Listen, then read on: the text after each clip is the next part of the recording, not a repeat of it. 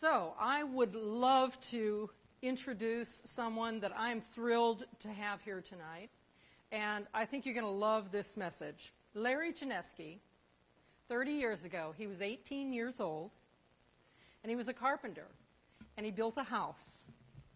And from there, he addressed a problem that they had, which was wet basements in Connecticut, right? He now has almost 30 patents. He's grown a business that's become over a $100 million business from that first house that he built. He's got 250 employees who just voted their company one of the best places to work in Connecticut. He's got a network of dealers across North America, 350 dealers, something like that. Beyond that, Larry has understood the need to actually mentor along people who work for him, work as his dealers.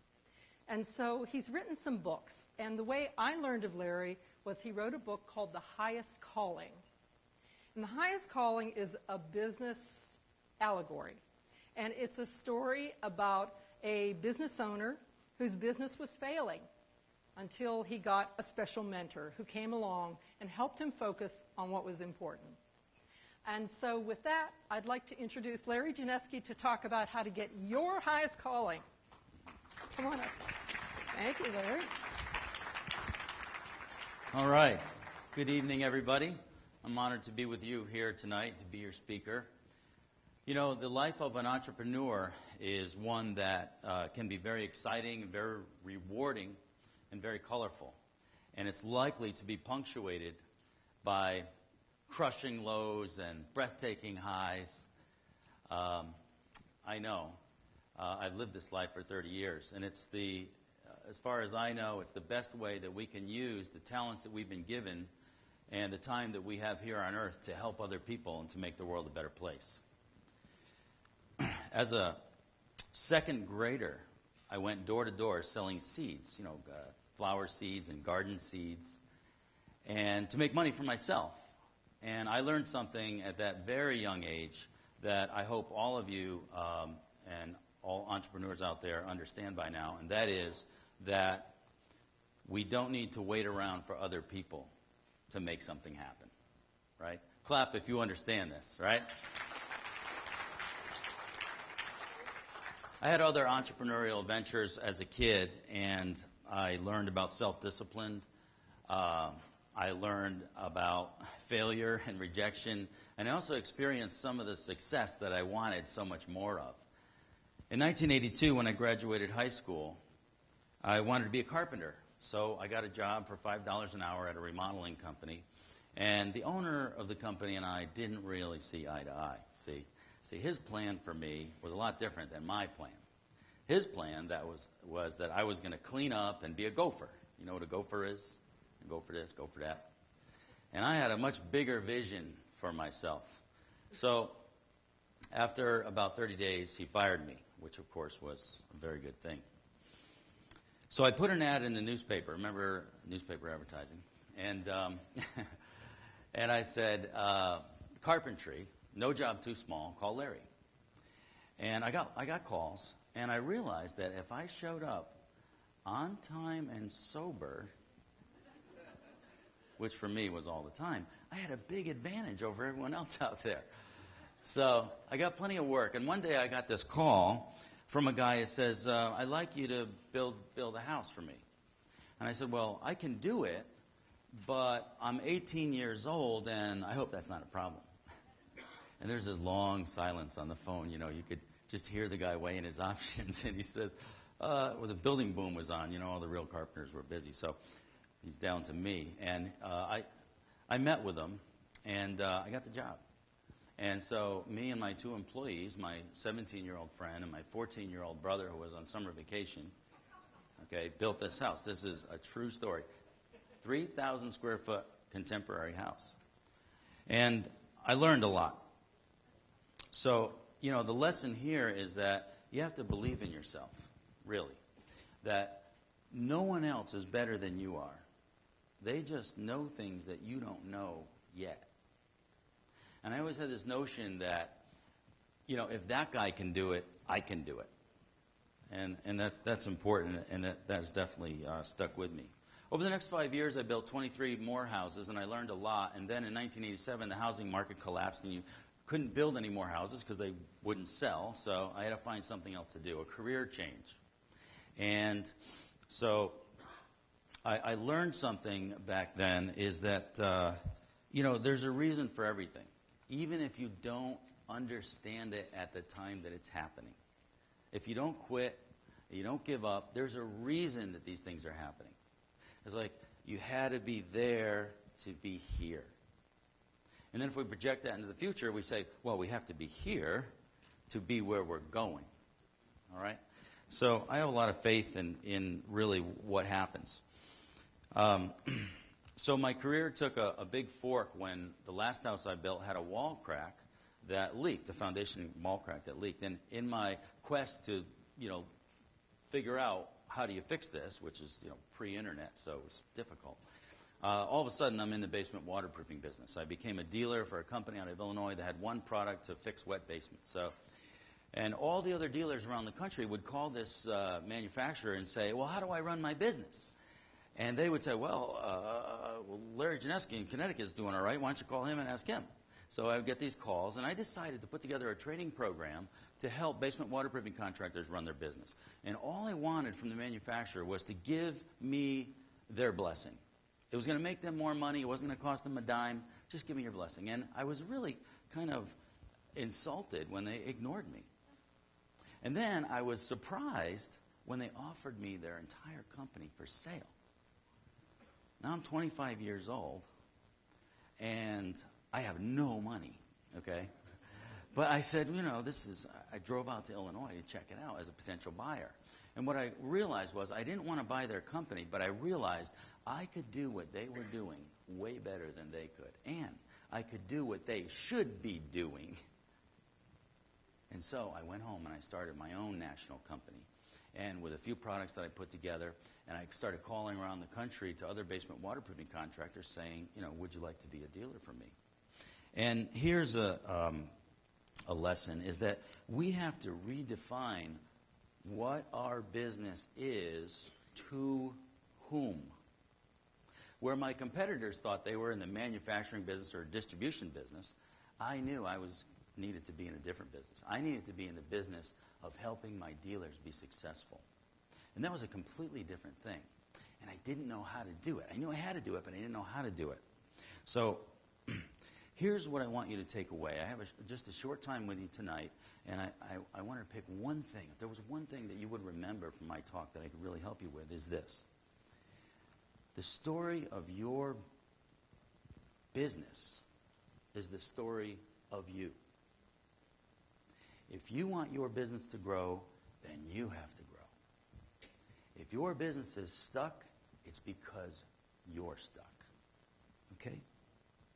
So I had to learn a lot of different things. I had to learn about the science of my business. I had to learn about positioning in the marketplace, about how to be a marketing expert, how to be an expert sales trainer.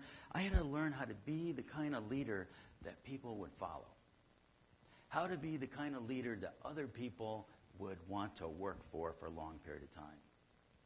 I had to learn about accounting and systems, and all the while I had to redefine my own business as I delegated chunks off, right? So today, our company is a $110 million per year enterprise. We have 330 contractor dealers across North America that look to us not just as a supplier, but as an indispensable strategic partner. And we help them with their entire business. If you think of us as the parent company of a franchise, we're not a franchise, we're a dealer network, but if you think of us as a parent company of a franchise, that you get a good idea of what we do. We're the leader in 5 different industries: basement waterproofing, dirt crawl space repair, basement finishing, structural repair of foundations, lifting up houses that settle in the ground, and home energy conservation. We have 265 employers. We're the largest employer in our town. See how small business creates jobs, right? What this thing could turn into. We're the largest taxpayer in our town. We have 6 facilities spread over a 50-acre campus, many of the facilities that we built. And our operations include, well, we have our own software development in-house. We have our own finance company to finance the jobs that our dealers sell. We have our own video department. We have 7 people that shoot and edit video all day long, right? That's how important. We've insourced the important things, outsourced the least important things. We have 35 people in our internet marketing department, and we're really good at it. Our internet people work in a place called the Treehouse.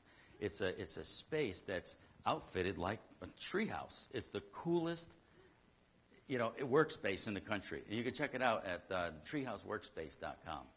It's very, very cool. Our video department works in a place called the iStar Station. It's a place decked out like a space station.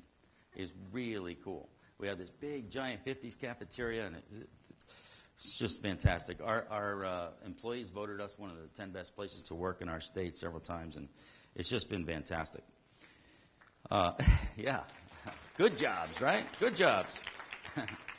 So one of the greatest success principles that there is that we have to learn from other people, because you'll never live long enough to learn everything on your own.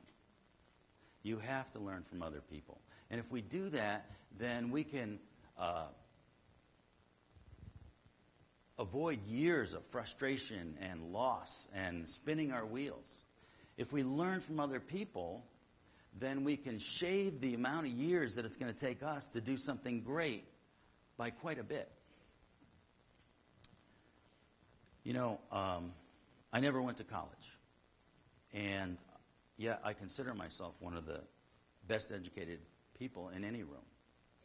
When I was 19 years old, I discovered audio programs. And at the time, so that's 1983, they're cassette tapes. And it wasn't cool back then, And when my friends would get in my pickup truck for a ride, I'd take the audio program, stick it under the seat so they wouldn't, tease me about that motivational crap and stuff like that, But I have been self-educating myself for all these years, and even to this day, I consume about 40 books a year, and I'm just a lifelong adult learner. That's what we need to be. And I find it amazing that people that are the best in their industry will put down a lifetime of experience, in a book that you can buy for a few bucks, right? Isn't it an awesome time? And then we have the internet. I mean, it's so easy to learn.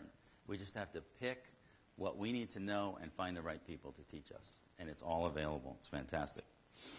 I learn from everywhere. I learn from advisors and consultants and counselors and teachers and authors and other business owners. And you take what you learn and you customize it and package it for your business, right? For your customers, for your team. So the story of your business is the story of you. If you want your business to grow, you have to grow.